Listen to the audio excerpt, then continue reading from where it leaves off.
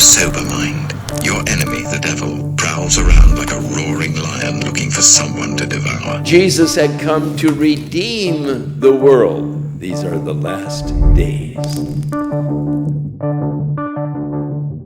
Hey, good morning, folks at HolySmoke Garage.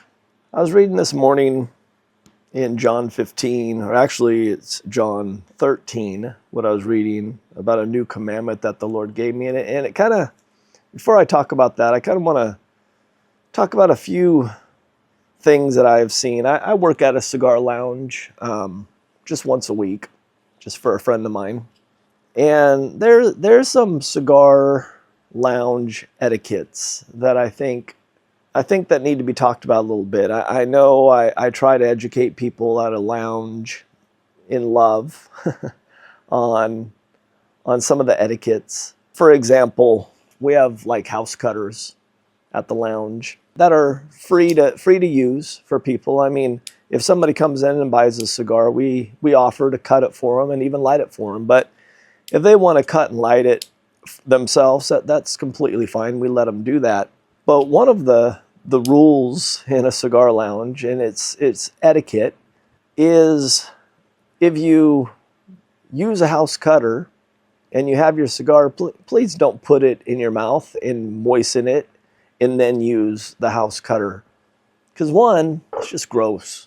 Because another customer is going to use that cutter and they're going to have your spit and saliva and your germs on that cutter, and that's just no bueno. Don't do that.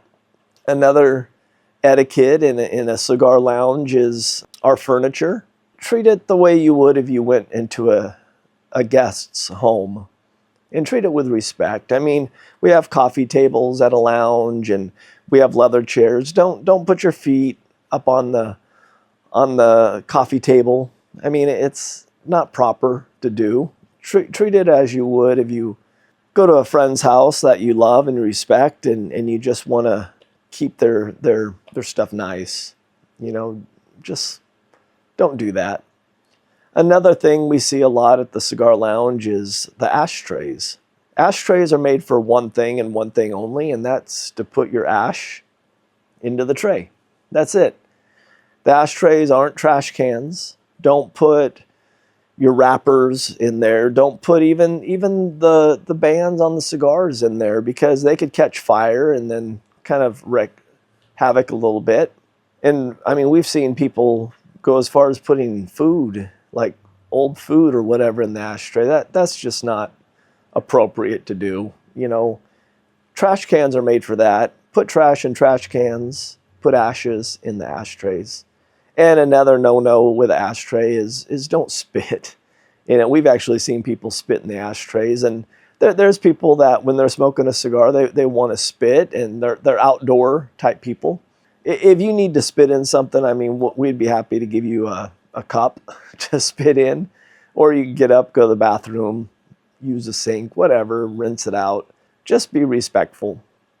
And I was thinking about some of these things, because this new commandment that Jesus taught his disciples, I thought was pretty interesting. Because again, when we're in lounges together, we want to just respect one another in the lounge. I mean, a cigar lounge is like no other place that I've ever been in my life, because you could have doctors, lawyers, you could have mechanics, you could have people from high stature, people from low stature, and they all come together into a lounge. They light up a cigar that they enjoy, and you know, whatever cigar they want to smoke, let them smoke it. There's no bad cigar. There's different cigars. Some people like certain cigars with flavors. Some people like certain cigars with no flavor. It really doesn't matter. We just want to love and respect each other at a cigar lounge, and you really see that in a lot of cigar lounges where people just come together and they enjoy the company of one another.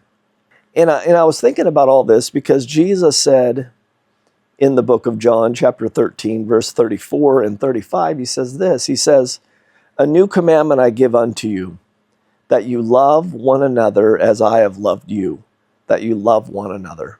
By this all will know that you're my disciples, if you have love for one another." So Jesus, as he's writing this commandment to them, he's getting ready to prepare himself, prepare his disciples as he's going to the cross. And he says, this is the new commandment. Whenever you think about the 10 commandments, the laws, the things you have to do, right? Jesus says, there's a new commandment I'm giving you. And this new commandment is that you love one another as I have loved you. And how do we know that Jesus loved us? There's no better way to see physically the love that he had for us by him dying on a cross. I mean, if that doesn't tell you he loves you, I don't know what else, what other proof God needs to show you that he loved you. He said that there's no greater love than a man to lay his life down for his friends. And Jesus was willing to lay his life down for his friends. God the Father was willing to send his only begotten Son to die on a cross for the sins of his people. You know, that's love. And he said, this is the commandment I have given you. Love one another as I have loved you. He loved us so much that he's willing to die for us. We too need to love one another, that we are willing to lay our lives down for one another. Now, hopefully we won't have to physically die, but we have to die to ourselves all the time to love each other at times. We have to die to ourselves many times to just even tolerate one another sometimes. But true love is just accepting people for who they are, where they are, knowing that God has a bigger and a better purpose for each one of our lives. And he says, by this all will know that you're my disciples, if you have love for one another. You know, we want to be known as Christians. We want to be known as loving one another and not dissing each other, not disrespecting each other, not feeling we're holier than thou from one another. Truly, the Holy Spirit changes our hearts. He changes our lives. He changes our attitudes. He gives us a new mind. He gives us a new heart. It's all the work of the Holy Spirit. And truly, the one thing that all man desires and all men need is love. To feel accepted. And my hope and my prayer is that we will have that same attitude like Jesus said, that we love one another the way that he loved us, and that the whole world will just see that we love them. Not that we accept their sin. You know, that saying is, love the sinner, hate the sin. But truly that love, that sacrificial love, is what each one of us needs. So I pray that as you go out today, whatever it is you're doing, that you just remind yourself daily just to love one another as he has loved you. God bless you guys. Have a great day.